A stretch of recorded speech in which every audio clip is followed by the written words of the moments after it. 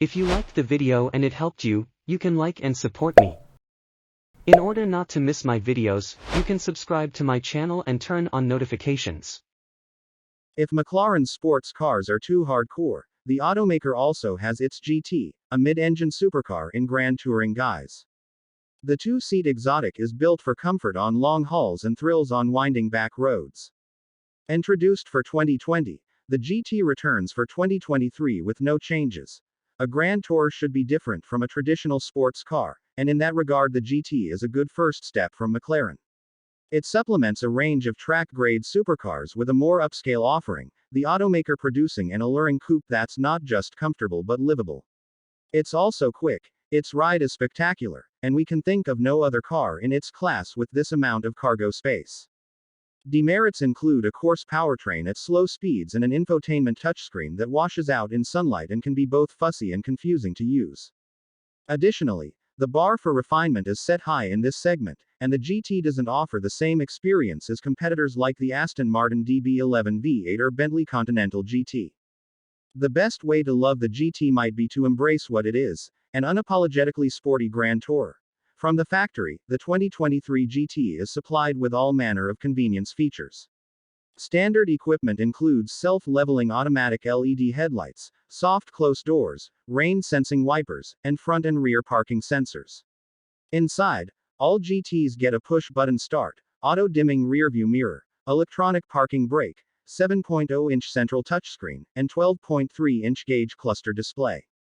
An electrochromic panoramic roof, powered heated seats, a power-adjustable steering column, and ambient lighting are some of the a la carte options available. If your preference is for bundles, McLaren can also oblige, offering 3 different option packs. The Premium Pack, for instance, comes with curve-adaptive LED headlights with automatic high beams, 12-speaker Bowers & Wilkins audio, and cabin air purification. Based on the same architecture as the 720S, the GT is also a 2-passenger coupe but comes with more cargo space behind the seats thanks to a long, shallow hatch. Its 14.8 cubic feet is double what is offered in the rear of the McLaren supercar. There's also a 5.3 cubic foot front trunk in the GT, which is the same as the 720S. The 2023 GT standard model retails for $208,490, which is about $105 less than the 720S. And unlike the McLaren supercar, the Grand Tour's available option packs Pioneer, Luxe, and Premium are no-cost options. For a nominal trade-off in performance, you can save a big chunk of change with the GT. Spa-Francorchamps, Belgium. It's cold up here on the Radion, a biting wind whipping along the Kemmel Strait. The views back down the fearsome Eau Rouge, the most famous corner in modern Formula One, air-frosted with snow. My gaze drifts across to the 2020 McLaren GT, a long, low, luscious bullet designed to crush continents at warp speeds, and wonder what Bruce would have thought of it. Bruce was right here 52 years ago, though he would have been too busy to be staring at cars, no matter how gorgeous. You see, on the afternoon of June 9, 1968, New Zealand-born Bruce Leslie McLaren was dancing his neat little orange McLaren M7A around the Spa-Francorchamps circuit en route to victory in the Belgian Grand Prix. Spa would be Bruce's 4th Grand Prix win and 21st podium in 79 starts. But it would also be the first victory for a Formula One car carrying the McLaren name.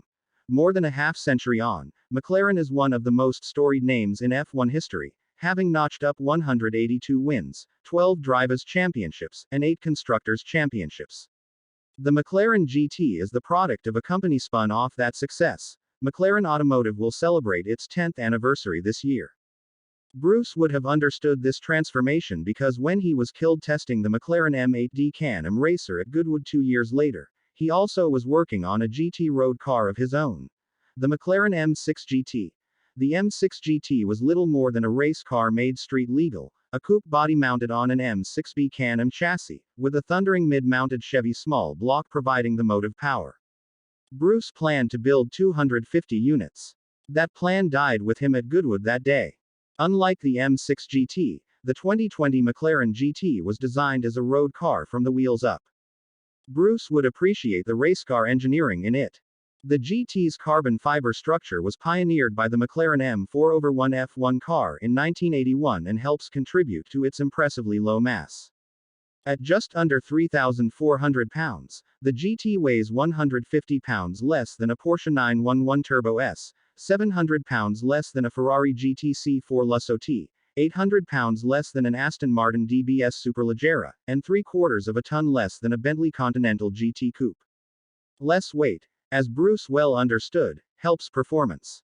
Although the GT's 4.0-liter twin-turbo V8 is in a softer state of tune than in the 720S, developing 612 horsepower and 465 pound-feet of torque instead of 710 horsepower and 568 pound-feet, McLaren claims it's still able to slingshot the car from 0 to 60 miles per hour in 3.1 seconds. That's similar acceleration to the 715 HP Aston, and right on that of the 602 HP Ferrari and 626 HP Bentley, too, both of which have the benefit of all-wheel drive traction off the line. Of the above, only the 580 HP Porsche, all-wheel drive, and with 61% of its weight on the rear wheels, is quicker. Top speed. McLaren claims 203 miles per hour, within a mile an hour or so of claims for both the Porsche and the Bentley. The GTC4 Lusso T is said to hit 208 miles per hour, while Aston says its mighty twin-turbo V12 has the power to push the big DBS all the way to 211 miles per hour.